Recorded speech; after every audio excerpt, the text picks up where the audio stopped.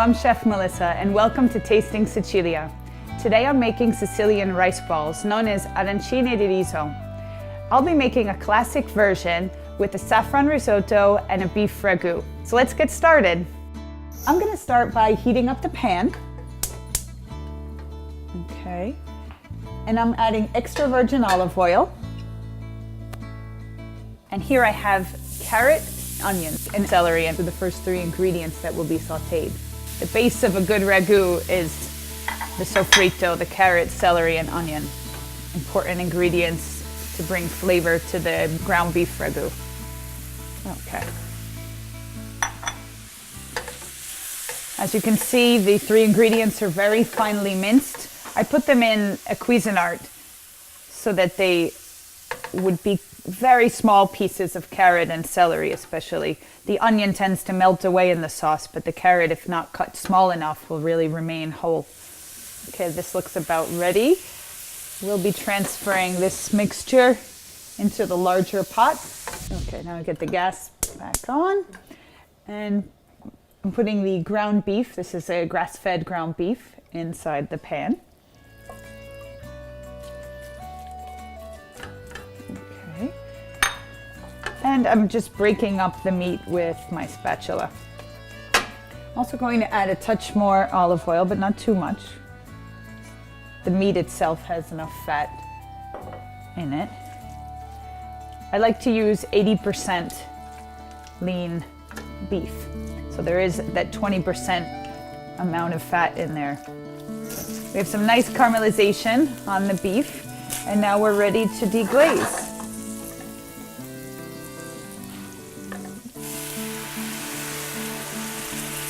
With red wine, of course.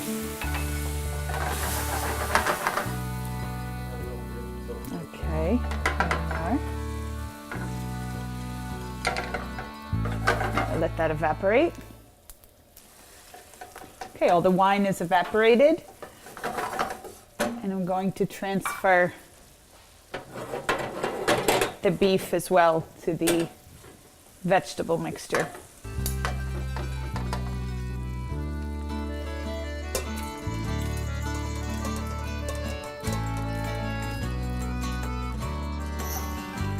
I'm just stirring up the ground beef and the vegetables.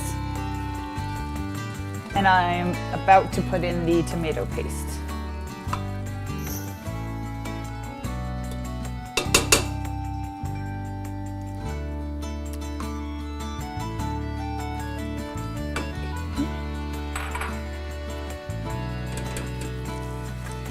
Stir that in well.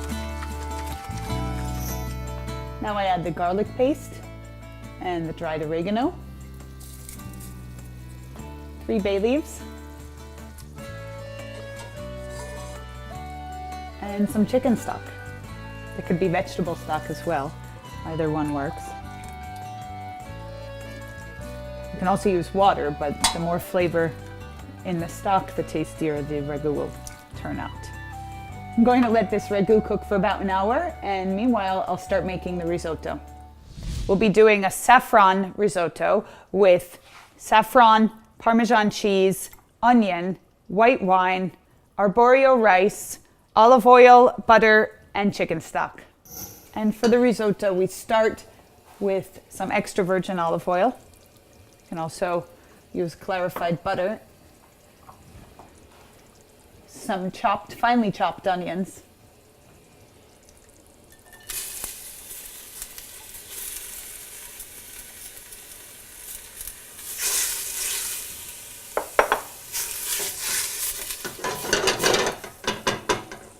going to keep that on a medium flame, and we want to sweat the onions. We don't want to get color or any brown on the onion. The main objective is just to let them cook slowly for about 10 minutes.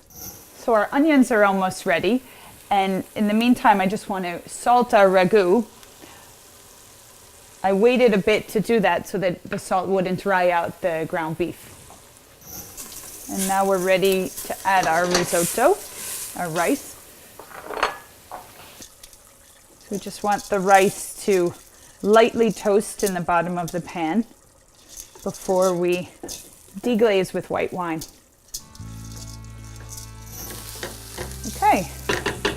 And now I will deglaze with the white wine.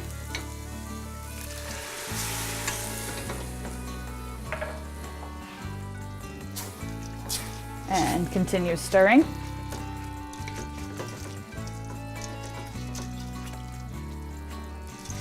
We want to keep stirring until all the wine is evaporated before we start adding stock. And now it's time to add the stock to the rice.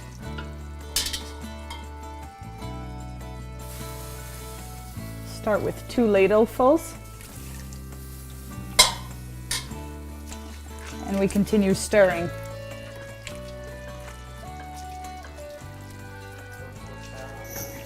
The first ladlefuls of stock are now absorbed. We're going to add some more. The whole idea of making a risotto is to keep stirring consistently for the whole time that we cook the rice, and to keep adding stock. Every time that the stock gets absorbed into the rice, it helps the cooking proceed, and the stirring action is what allows the starches to exude from the rice and make the risotto creamy. Every time you notice that the rice has absorbed the stock, you add more stock. That's why we have a full pot here. And note that I keep the stock hot. You shouldn't be putting cold stock into the rice. It should always be hot. And before we continue, I will add some of the saffron. I'm going to save some in case we feel it needs more later.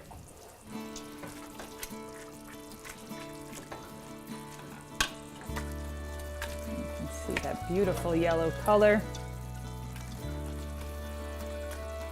Okay, now I've stirred this risotto for about 20-25 minutes, and it's nice and creamy. It's perfectly cooked, and we want to make sure not to overcook it because the rice balls are going to be cooked again in oil. Just to finish up, I put a little 2 tabs of butter and some grated cheese. This is grated Parmesan cheese. I have yet to add any salt to the risotto, and the reason is that this cheese is quite salty, so I like to taste it at this stage before adding salt.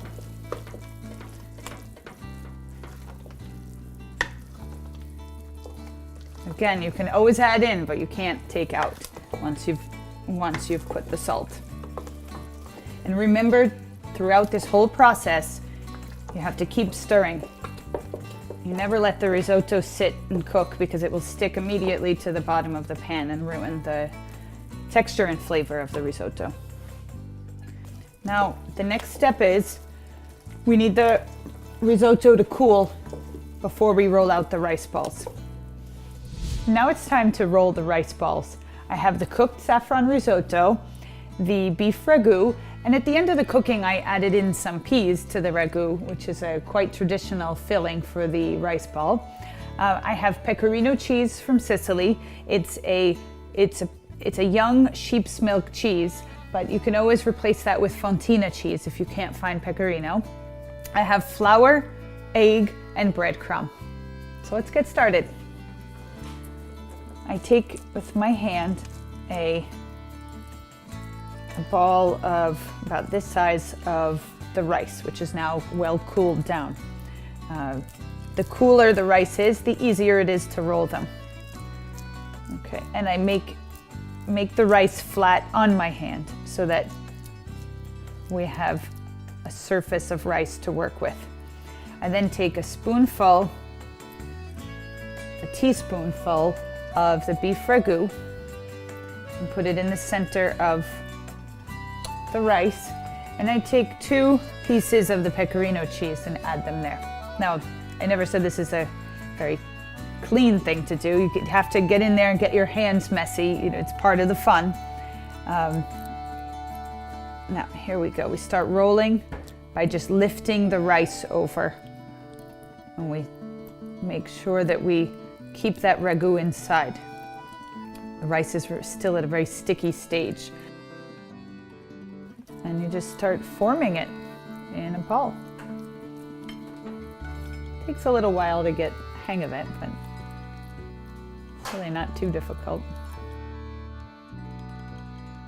Now we're about to bread the rice balls. So to do so, I first dredge them in a little flour and then dip them in egg, and then they'll go into the breadcrumb and get coated with the nice crunchy breadcrumb. Now we can fry.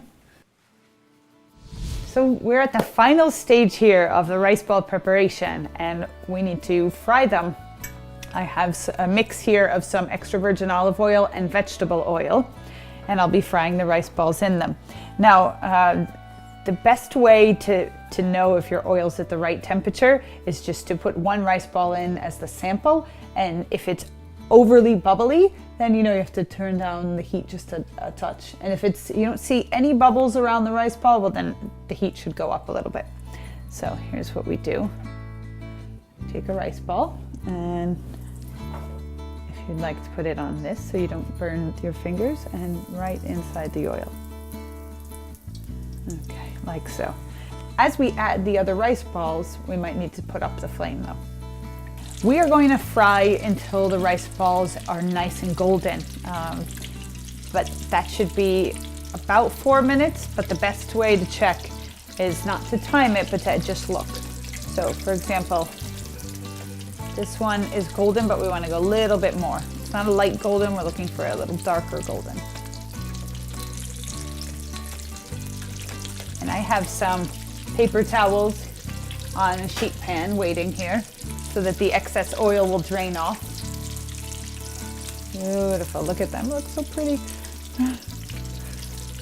And the objective here is not just to get the outside of the rice ball crunchy and golden, but we also have to make sure the inside gets heated all the way through. Well, it looks perfect to me. The cheese is melted. Oh my gosh, they're perfect.